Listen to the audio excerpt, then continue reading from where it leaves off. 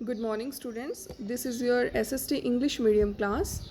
Today we will discuss about our geography first lesson, that is resources and development.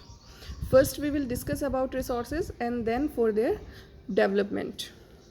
Look at this table. In center, that is human beings. First of all, physical environment, nature, and then we use technology and in institutions. अब देखिए इससे हमें table से क्या समझ में आता है कि सबसे पहले जो ह्यूमन बींग्स हैं वो नेचर से कोई भी चीज़ को लेते हैं, रॉ मटेरियल लेते हैं, उसमें टेक्नोलॉजी को यूज़ किया जाता है और उसके बाद जो है इंस्टीट्यूशंस में उसको यूजेबल थिंग बनाया जाता है. ठीक है, तो इसमें जो रिसोर्स है वो क्या है? Resource anything, resource is anything which we can use. Utility किसी भी चीज़ की होना उसको रिसोर्स बनाती है. ठीक है, तो अब इसमें आता है कि जो रिसोर्सेज हैं उसको किस बेसिस पे डिवाइड किया गया है, that is the classification of resources. Then resources is classify on the basis of origin, exhaustibility, ownership, status of development. We will discuss about first 3 topics today, that is origin, उसके बाद है exhaustibility, ownership. Okay, I'm showing you a table.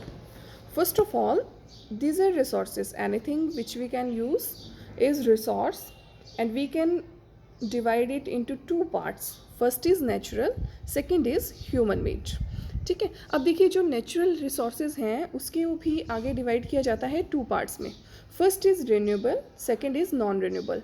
Renewable means as per its name, जिसको renew किया जा सकता है, which can renew, and non renewable which can't renew, मतलब इसको हम बना सकते हैं दोबारा लेकिन इसको दोबारा नहीं बना सकते हैं. अब आता है रिन्यूएबल को. रिन्यूएबल को भी आगे 2 पार्ट्स में डिवाइड किया जाता है. First is continuous and second is biological.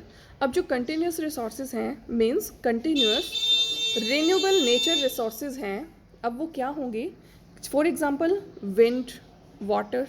अब इसमें क्या है, ये कंटिन्यूटी में चलता रहता है, ये कभी रुकता नहीं है. ऐसा नहीं है आप घर में बैठे हैं तो आपको विंड आ रही है, वहाँ तो हवा है, घर से बाहर आए तो नहीं है, स्कूल गए तो फिर से आ गए, उसके बाद बाहर आए तो नहीं है. मीन्स ये जो प्रोसेस है, ये जो रिसोर्स है, ये हमें कंटिन्यूटी में मिलता रहता है. That's why we can call it continuous renewable natural resource. And second one is biological. As per its name, जो बायोलॉजिकली रिसोर्स जिसको हम यूज़ करते हैं वो होता है बायोलॉजिकल रिन्यूएबल नेचुरल रिसोर्स. ठीक है, अब इसको भी आगे जैसे नेचुरल वेजिटेशंस हैं, वाइल्ड लाइफ हैं. ठीक है, and you all know very well about natural vegetation and wild life. Second one is non-renewable. Now what's about non-renewable? It as per its name, we can't renew this resource. मतलब हम इसको दोबारा बना नहीं सकते. अब इसको भी आगे 2 पार्ट्स में डिवाइड किया जाता है, recyclable and non recyclable as per its name. ठीक है, रिसाइक्लेबल हमें नाम से ही इसके पता चल रहा है, आप समझ सकते हैं. ठीक है, जिसको रिसाइकल किया जा सकता है, फिर से एक बार इसको यूज़ करके दोबारा हम इसको यूज़ कर सकते हैं through a recycling process. And non recyclable it means we can't use it again. अगर हमें इसको दोबारा एक बार यूज़ कर लिया तो ये हमें रिसाइकिल करके हम इसको दोबारा यूज़ नहीं कर सकते. फॉर एग्जांपल मेटल्स, हमने उसको एक थिंग में यूज़ कर लिया है, उसके बाद हम इसको अदर शेप देके अदर थिंग में रिसाइकिल करके यूज़ कर सकते हैं. ठीक है, and non recycle fossils. For example अब डीजल है, पेट्रोल है, ऐसा तो है नहीं कि आपने उसको एक बार कार में यूज़ कर दिया तो उसके बाद तो वो पॉल्यूशन ही बनेगा. ठीक है, ऐसा नहीं है कि उसको दोबारा बनाया जा सकता है. मतलब फॉसिल्स आर नेचुरल बट इसको बनने में जो है वो 1000 ऑफ ईयर्स लगे, तो इसलिए that is non recyclable, non renewable natural resource, and that is recyclable non renewable natural resource. Now other resources are human made resources. These are, अब इसको ह्यूमन मेड रिसोर्सेज को भी हम आगे 2 पार्ट्स में डिवाइड करेंगे. First is structures and institutions, second quantity and quality. अब देखो इसमें क्या है, कोई भी हमारे पास रॉ मटेरियल है, उसको हमने स्ट्रक्चर दिए, इंस्टीट्यूशंस में उस पर वर्क करके जो है उसको किसी थिंग में यूज़ करने लायक बनाया, यूटिलिटी उसकी जो है हमने क्रिएट की. तो अब आता है कि क्वांटिटी एंड क्वालिटी. अब कोई चीज़ है, ठीक है, जो हमारे पास ऑलरेडी है, लेकिन वो डिपेंड करता है, उसकी जो यूटिलिटी है, उसका जो यूज़ है वो डिपेंड करती है उसकी क्वांटिटी पे और क्वालिटी पे.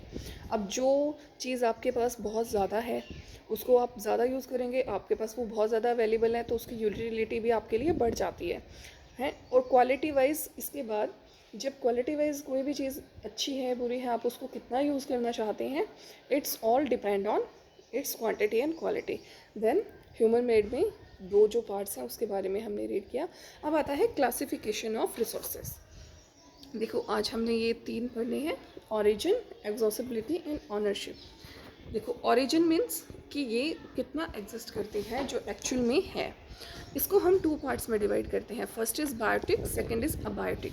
बायोटिक के साथ, बायोटिक में कौन से रिसोर्सेज आते हैं, जो लिविंग है, for example plants, animals. And in abiotic these are the non living things, for example soil. ठीक है, तो अब आता है एक्सॉसिबिलिटी। एक्सॉसिबिलिटी में आते हैं कि कोई भी चीज़ कितनी एग्जिस्ट करती है हमारे पास। ठीक है, ये इस पर डिपेंड करता है।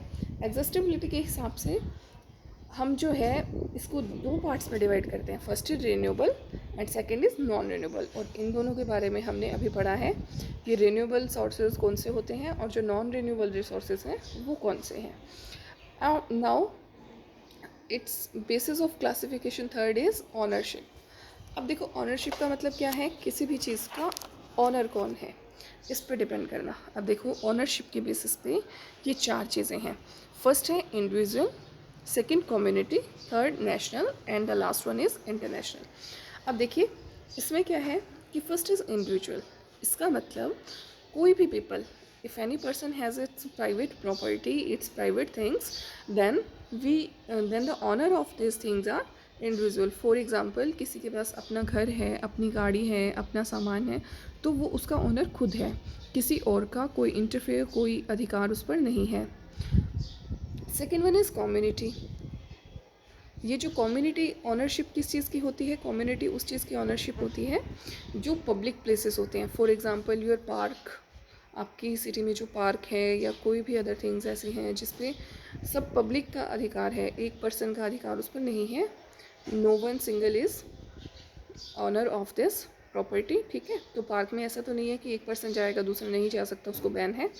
ठीक है, now third one is national. National मतलब ऑल ओवर द कंट्री। इसमें जो ओनरशिप है वो रहती है हमारी फुल कंट्री की। फॉर एग्ज़ाम्पल हमारी जो रोड्स बनती हैं, इसको एक सिंगल पर्सन या एक ही कम्युनिटी यूज़ नहीं करेगी, all over the country all people can use that. ठीक है, that's why we can call it national ownership resources. ठीक है, the fourth one is international. International means not only one country. ठीक है, जो बहुत सारी कंट्रीज़ की जिसके ऊपर ऑनरशिप होती है। अब फॉर एग्ज़ाम्पल मैं आपको एक छोटा सा एग्जांपल देती हूँ ओशन का। ठीक है, बाकी जो देखो बाउंड्रीज़ बनी होती हैं हमारे कंट्रीज़ में, उसकी इंटरनल का जो एरिया होता है वो तो होता है नेशनल ऑनरशिप होती है उसमें, एक कंट्री के अंदर का जो एरिया होता है। But near by the oceans, ठीक है, कुछ ओशियंस है ना जो कई सारे कंट्रीज़ की, ओशन जो होता है वो कई सारे कंट्रीज़ की बाउंड्रीज़ को टच करते हैं, तो अब सबकी बाउंड्रीज़ को टच करता है, तो इसका मतलब उस पर जो ऑनरशिप होगी वो सबकी होगी। अब कुछ पार्ट्स तक लिमिटेड होता है कि इतने पार्ट तक एक कंट्री की बाउंड्री से जो टच करता है एरिया ओशन का, तो वो उसी कंट्री के अंडर आएगा। बट उसके अलावा जो एरिया बचता है, अगर उसमें कोई भी कंट्री कुछ काम करना चाहता है, कुछ भी उसको उससे मतलब है, तो उसके लिए उसको अदर कंट्रीज़ की परमिशन भी लेनी होगी। Why this permission have to take, क्योंकि उस पर जो ऑनरशिप है वो इंटरनेशनल है, किसी एक कंट्री की नहीं है, बाकी सब कंट्रीज़ की है। आज हमने रिसोर्सेज के बारे में पढ़ा। In our next video we will discuss about its development. इसको आप ध्यान से पढ़ें, अंडरस्टैंड करें। Good luck, stay at home, stay safe.